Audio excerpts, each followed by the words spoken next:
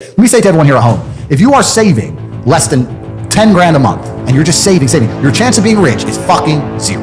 You need to go and do something else and make more. Invest in yourself, get knowledge, pay attention to mentors, start another business, open something. You need to do something because you're not going to save your way to the top. The average person at home, you're not earning enough to ever save. If you were to save 100% of your wage, you're still going to be broke. You have to get to a level of earning. And it's that spirit you need to have when it comes to money.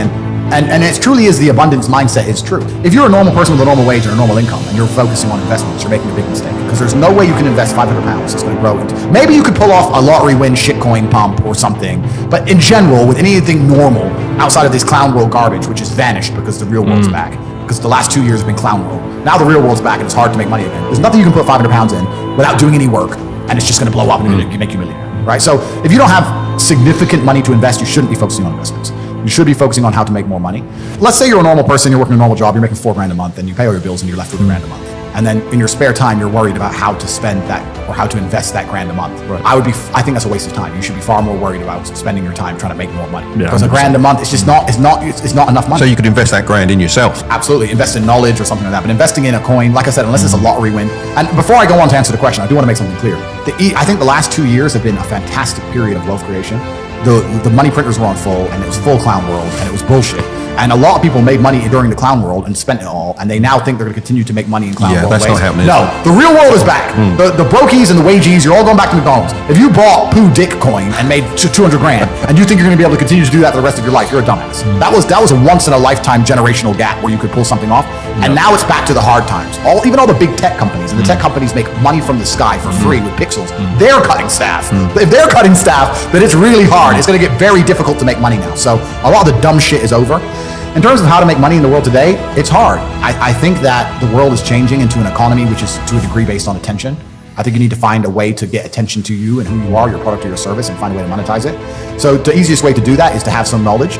Even the podcast you guys run is an extremely efficient podcast. If you compare it to some of the other YouTube channels, like the big ones, like where they do these crazy stunts and stuff. Yeah. For you to get views, you talk. Yeah. Yep. For them to get views, they have to build a set and build it. It's not efficient, right? You need to find an efficient way to get attention, and then you have to prove yourself credible in your field and attract customers. And I think the best way to do that is online, and it doesn't matter what it is. And I think if you do those things and you work very hard and you try your best and you're never lazy, you will make some money. That's what I believe. If you establish credibility and you gain attention, you'll make money. So I'll give you another example. I had a friend who was a personal trainer. He used to go to the gym every day and he used to train people. He didn't make that much money. People would miss appointments. It was like £50 an hour. He'd get there, get back. I said, listen, brother, you used to, he didn't at the time, look fantastic. How about you spend the next 6 months getting absolute killer shape? Then put up a bunch of pictures on Instagram of you in killer shape, and then put together your workout plans and tell people they'll look like you even though they never will. And sell that for $7 or 10 pounds or 15 pounds and sell it by your Instagram. And he went from making $2.5 grand a month or $2 grand a month as a personal trainer to 15 grand a month without ever going in the gym. He only went to the gym for himself because he was selling information. So, and that's what a lot of people are doing now, but now it's getting more and more competitive. So you have to establish credibility and get attention in a way which is becoming more difficult. Like in the fitness industry, it can be done purely on how you look. You can get some credibility and attention. But especially in the business world now, you have to be very knowledgeable. You have to be because that's the way things go when they get competitive, which is fine. But this all goes back and ties into what we were saying earlier on. If you're not trying your best and working hard and paying attention, then you're going to get wrecked. Another thing I will say to people at home, and I've said this before, every single time I ever spend money, I pay attention to why I spend money. And that gives you a lot of information and a lot of knowledge when it comes to sales and marketing. If I go and I buy some clothes, I am conscious about why did I choose this store instead of that store or that store? Is it the branding? Do I know them? Am I familiar with them? Is it because there was no line? Is it because they had a brighter sign? What was it? Oh, there's a line there. There's no line here. So in my physical businesses, which I have in Romania, I have this thing with the staff. I said there can never be a line. Faster. Like I don't want, but it's just 3 people. No, there are people walking past who won't walk in because there's a line, because that's what I do. No line, but you don't want to look empty. No. So no line until the last customer. Now you talk shit. So there's one person. Yes. Like you have to manage these things. Most people don't micromanage this stuff. You don't have to reinvent the wheel. No. You have to pay attention to seeing people who are doing things and if they work and how they work. And you're completely and utterly correct. And you should do that all the time. Every time you spend money, you should work out how they convinced you to spend money. It's simple things. Like I have a few physical companies, I have a few physical businesses, and it can be a simple matter of, depending on, in the business districts where there's men in suits, I have a pretty girl who's a waitress and she works there. The difference that will make to a bottom line is the dude going and flirting with his chick every lunchtime. You'd be amazed. But people don't think about these things. But even if you don't have a business, if you pay enough attention to these kind of things, you'll get business ideas. It'll inspire you. You'll go, you know what? If you start to really do it, you'll be around, and after a few months, you go, you know what? I can do this better than they're doing. Because I'll take in that aspect, and they're making mistakes. I can do this better, and that's how you do it. If you sit there and go, I want to work smart, not hard, so I work an hour a day, well, then you're still lazy. You should work smart and hard and do 15 smart hours a day. That's how you win. So, and there's always endless work to do. The other thing I will say to people is you can always find work. I've had a lot of people say, well, there's no work to do. Yes, there is. You can find work to do. This podcast, by the time it's completed, you could make individual TikToks and put them on TikTok. And we will. But with a slightly different edit for the next 10 years if you wanted to. And even if each TikTok gets one view, one at a time, people hear about the podcast. There's no such thing as no work to do. Yeah. So you have to wake up and find the work to do it and just say, you know what, this is all I'm going to do. And a lot of it as well, if I'm giving advice to people, comes from constructing a life around you. Because people say, well, I don't want to work all the time. I have no social life. My social life's work.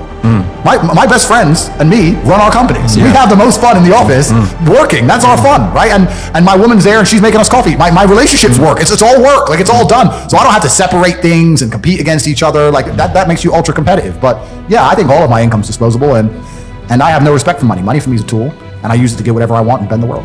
I have no respect for money.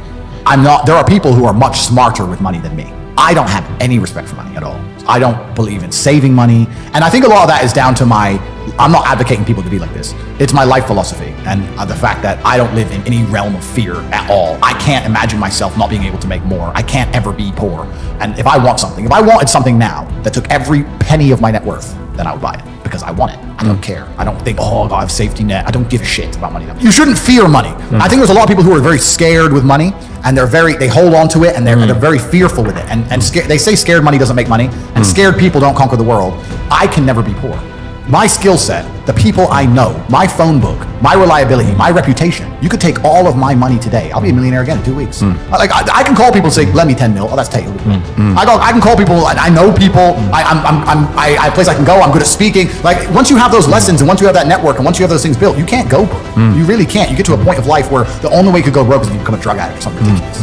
But yeah, so the lessons are very, very important. Yeah. I'll make it clear because these last 2 years, people skipped all of them. Even if they have a little bit of money, they have none of the lessons, and they're going to suffer. The universe will teach them a lesson. You can't save yourself to a lifestyle. No. And that's the thing. So I have 36 cars, right? Let's take one of them. Let's take the Bugatti. That's 5.2 million. Let's do some easy math. Let's say you make $5,000 a month and you manage to live completely for free. You manage to walk to work for free, eat for free, don't need clothes. Your complete life's free. That's 100 months. 100 divided by 12, that's 70 something years. You need to work and save for 70 years to afford one of my 36 cars in one of my 7 houses. You can't save yourself to the top. No. You can only earn your way to the top. So the idea of saving money, a safety net, knowing that you have peace of mind, taking care of your family or your children, all that I understand. But truthfully, your goal when you wake up shouldn't be like, how do I save more money? That's scared. That's fearful. The universe and God does not reward fearful people or cowardice. There's a degree of cowardice in how do I save more, as opposed to the opposite. Well, I'll just go take more. I'll just go make more. I'll just go make more. If it costs me $400,000 to go see Dan Bilzerian, fine. I'll just go make more money. There are people who are dedicated to surfing, and they live in a tent in Bali, and they surf every day. And love every minute of it. And they smile.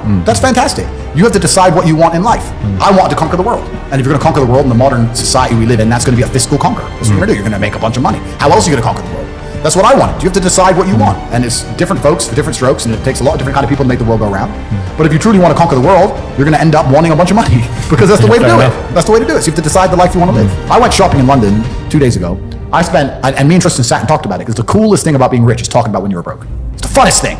In fact, I'm glad I wasn't born rich, because if I didn't have that, being rich would be boring in many ways. Yeah. It's only funny because you can talk about the olden days. 100%. So me and Tristan just spent $350,000 on Christmas presents, right?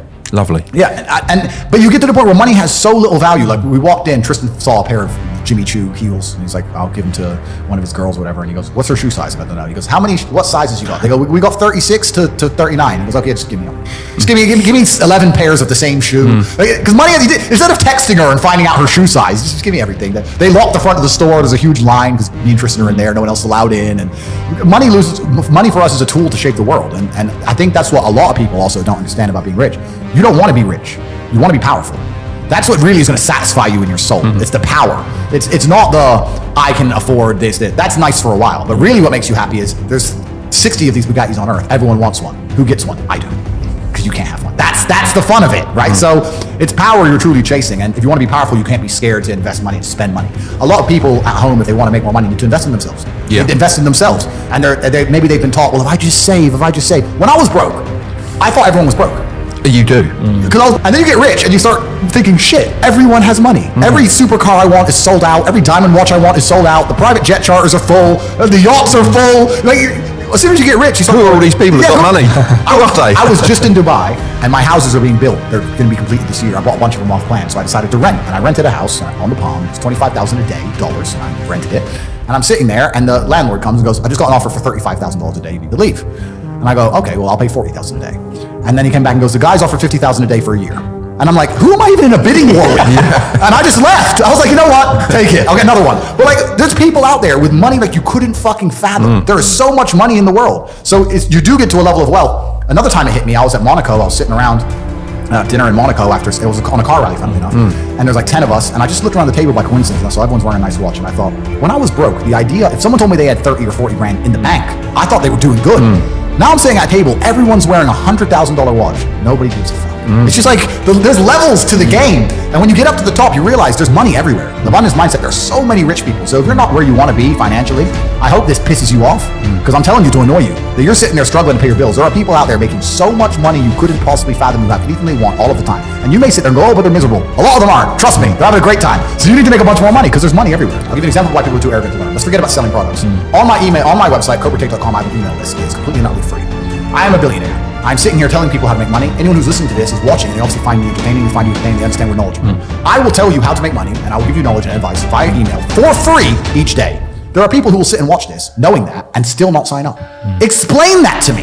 They're like, how could you sit and go, this guy's smart, he's entertaining, he knows things, he has a free email list. I am too lazy to type in, or arrogant to sign up for free. It takes 6 seconds. And they still won't do it. Of the 1 million people who watch this, half of them will sign up and half of them won't. And the half that don't will still be like, I'll get rich one day. No, you fucking won't.